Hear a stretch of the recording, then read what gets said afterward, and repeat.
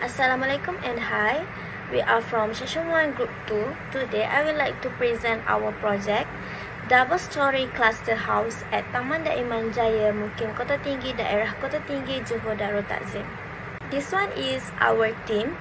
First, Ahmad Daniel Syafiq bin Ahmad Husni. Second, me, Siti Aminah binti Abdul Malik. Third, Nur Aini binti Amran. Fourth, Aisyah Long. And the last is Muhammad Aiman bin Mian. So hello dan assalamualaikum, my name is Muhammad Aiman bin Mian. So for the project background, this report discuss the construction of a residential area named Taman Daiman Jaya located in Kota Tinggi, Johor Darul Takzim. So this construction consists of cluster house type A and type B, terrace house type C, electric substation and security guard hut. So Daiman Development Berhad is the main developer involved in developing this project. So the company was formed by late Dato Sri Tay Kia Hong in early 1972. So this company is located at Jalan Ngihang, Johor Bahru, Johor.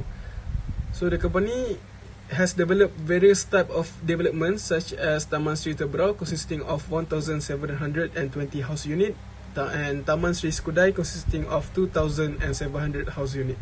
Hi, I am Ahmad Daniel Syafiq.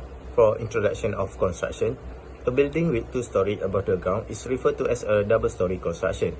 Due to their spaciousness and capacity to house larger families, double-story houses are growing in popularity in Malaysia. Although that the construction of double-story is quite expensive than a single-story, there are also a lot of benefits to constructing a two-story home. For example, it offers more living space, and also due to their reduced exposed surface area to the weather, double-story homes can also be more energy efficient than the single-story ones. The development of Taman Daiman Jaya will satisfy every requirement for a residence so that people can sit in a secure and comfortable setting. This is our location of project, which is Taman Daiman Jaya, that we provide using Google Maps. The next one is project delivery method. Before beginning design, it is crucial to choose the appropriate project delivery method because it sets the tone for team communication and financial allocation. Design build has become more popular as a project delivery strategy in recent years. Using this approach, a single contract with a single company manages both the design and construction phase. The architect or contractor is in charge of the entire project from start to the finish. Theoretically, unifying the construction and design teams into a single operation can boost the project efficiency. Like you all know, every construction must have a project team. Project team is to achieve the shared goal of completing the project scope, budget and scheduling constraints. Teamwork must be well coordinated. Team building is the process of persuading a diverse group of people, each with their own goal, need and perspective to work effectively together for the good of the project. The team effort should outperform the sum of the individual effort. Every team requires motivation to do whatever it takes to complete the task at hand. Okay, teamwork. Teamwork is essential because the real task is to put together a successful team for a successful project. And the second, teamwork begins with the project sponsor who defines the project, goal, objective, need and priorities. And the last is, teamwork begins with the formation of the team at the start of the project and continues throughout the project life. Like you see on the slide, this is a site organization chart that company we visit to ask all the question and information.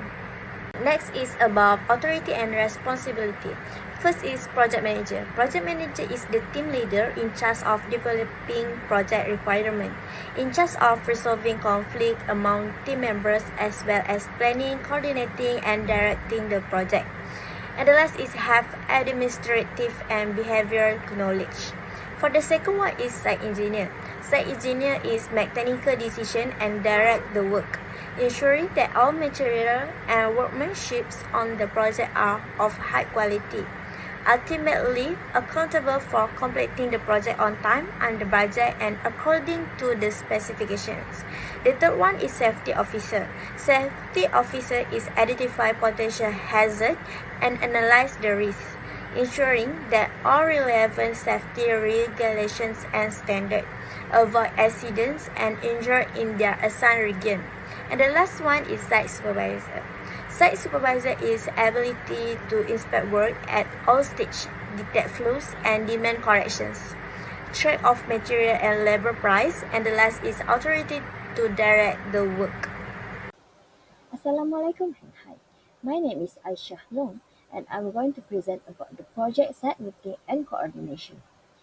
Site meetings are crucial for construction project stakeholders like client, contractor, consultant, and also authority to discuss the progress, resolve issues, and also make decisions. They foster improved communication, problem solving, and teamwork, enhancing the likelihood of project completion and also preventing project failure due to poor communication. Next, the coordination meeting. A coordination meeting unites stakeholders from different teams or departments to promote unity, synchronize effort, exchange information, and ensure agreement. It prioritizes efficient coordination, increasing productivity and success by ensuring everyone understands each other's goals. Next, I'm going to present about the kick-off meeting. The kick-off meeting, which is the first team meeting that held prior to starting annual. On October 1, 2023, a kick-off meeting was held at Diamond Development Perhat office, attended by Senior Project Manager, Contract Department, Site Engineer, Safety Officer, and also Supervisor. The agenda included distributing project title, account number, introducing team member, reviewing goals, feasibility estimate, budget, schedule, and work plan. Next, the work package. The project manager must finalize a work plan with team member input. The kick-off meeting helped team member understand project requirement, budget, and schedule constraints. Each team member reviews scope of work, identify problems, and also develop a budget and schedule.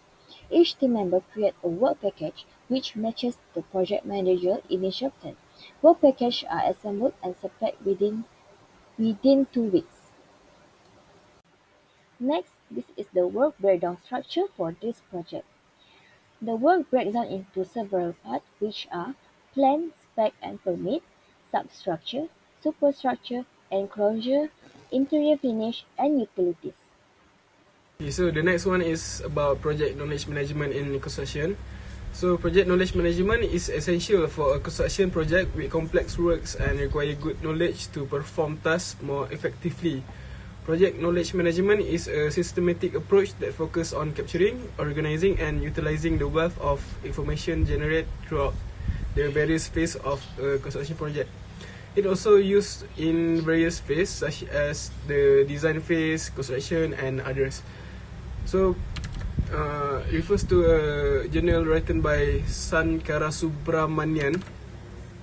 Private sector organisation have been using knowledge management programs to good effect since the late 90s. So there are two types of knowledge, which is micro knowledge and macro knowledge. The definition for micro knowledge is a piece of knowledge needed to perform one task or to solve a problem. For example, a record of price list, the name of a person who may perform some task, or the way of fixing software. Bugs of particular types are example of such knowledge. So for macro knowledge, the definition is the total knowledge possessed by a given person. For example, an organization train a single team member to supply him or her with the general knowledge needed to participate in project execution. In other words, it is a process where someone does it with knowledge. So an organization is a process to manage knowledge more effectively. It includes evaluating, supporting, and managing existing knowledge. This knowledge can also be involved in several processes in an organization. Among them are creating, generating, and producing knowledge. The second one is knowledge sharing. And the last one is sourcing knowledge. So the following is one of the process for organization to manage knowledge more effectively. Many other processes can be used in organizations, such as classifying knowledge and combining knowledge. Therefore, knowledge play a vital role in an organization and must be practiced by every organization to be well managed and developed. Next is safety and health at project site. When it comes to safety and health at residential area construction site, OSHA, Occupational Safety and Health Administration, play a crucial role in safeguarding workers' well-being at construction site, including those in residential areas. The engineering and construction sector in Malaysia had advanced significantly in the last few years, and this growth in activity has had an impact on public health and safety. Not only do construction sites put workers at risk, but they also put the general public who pass by or live nearby at risk. For the next one is hierarchy of control at construction site. The hierarchy of control play a vital function in ensuring safety and health at residential area construction site. It is a systematic approach that prioritizes the most effective method for limiting or minimizing hazard, protecting workers and residents. There are 5 stages of action to lessen or eliminate danger in the hierarchy of controls. For the first one is elimination, which is physically remove the hazard. Next is substitution, for replace the hazard. The next one is engineering control, for isolate people from the hazard. Next one is administrative control, for change the way of people work. And the last one is PPE, which is protect the worker with personal protective equipment. This is some of the sign that being provided at the construction site, which is Taman Daiman Jaya. For the first is no entry sign in the construction area. The next one is signage mandating the use of personal protective equipment (PPE) in construction zone. Next is construction warning sign are underway in front, and the last one is the construction sign depict heavy vehicle entering and leaving the area under the construction. Alright, I continue with project material management. In this subtopic, we learn about material management transportation, material management, bill quantity, storage, and waste material management. For the costing is 35% for the total cost. So for the supplier, we choose the SGH Industrial Supply Sdn Bhd that located at number 14 Jalan Haji Jaib 44,000 Muar Johor. We also learn about the transportation of material and equipment. It also talk about the material storage and labor management. Next, as we can see here, this is an example of bill quantity that usually used in construction site technology management. First of all, there are a few units, which mean the BG, which mean the bag for Portland cement, and also use CUBM for cubic meter for sand and aggregates. It also use the KL, which mean the kilogram for steel reinforcement, and also have a set for door and door frame, window and the window frame, and also a square feet and square meter for glass and aluminium and masonry. Alright, next is transportation of material. Here we have 2 types of transportation, which means the first one is dump truck. So the function is to transport the material or equipment from another place to another place. For example, it transport the aggregate, sand, cement, masonry, and so on. So this dump truck has a hydraulic system so that it can easily load out the material from the lorry or from the truck. So this material also transport the waste material to the disposal area. Okay, next is about the mobile crane. So the function is to hoisting heavy equipment or lifting the equipment or material like bundle of masonry, cement, and steel reinforcement. So it is portable because it can move from another place to another place because it have tires. So it also used to lift the material or equipment for production or storage management. Next, I continue about the material storage. The material storage is a very important thing because it will increase work efficiency and project profitability. So the function is to keep away excessive material from water, for example, cement, wood, and reinforcement. For example, the situation is the cement is lined away from the ground surface to avoid it harden. The next is a labor management. There are 2 types of labor management, which mean the skill labor and normal labor. The skill labor is usually a person that have a knowledge and skill to do a special task, and the normal labor is usually do the simple works that no needs a special skill to complete the task. So the working hour for this labor is the same from 8 a.m. to 5 p.m., which means So this is the picture of us doing the site visit at our site, which is the Taman Daiman Jaya, Mukim Kota Tinggi, daerah Kota Tinggi, Johor. So for the discussion, construction projects should consider the impact of technology on site management, include cloud-based and mobile operation. Digital integration is crucial, but challenges must be addressed. Benefits include improved project management, efficiency, and also solution integration. Challenges include innovation, collaboration, and also potential automation.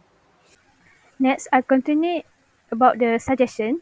We have two suggestions to suggest, which means the digital platform management, the work in documentation management, which is to record the project, plan, drawing, and specification. It will also function as a resource allocation and tracking, which means to allocate the personnel, supplies, and equipment.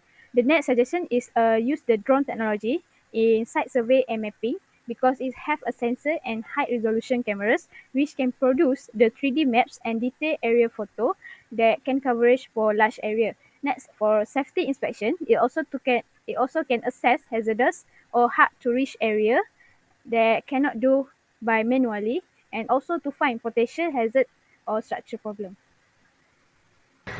For the conclusion, construction planning is an important and difficult aspect of managing and carrying out construction projects.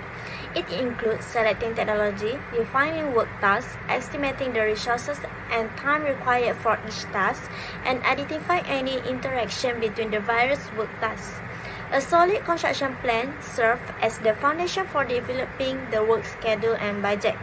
Various processes must be used to manage safety on the construction site to ensure that it is a safe working environment for employees and their neighbors. This is due to the site, physical activity for workers, the movement of construction equipment, and the exposures of the associated with public.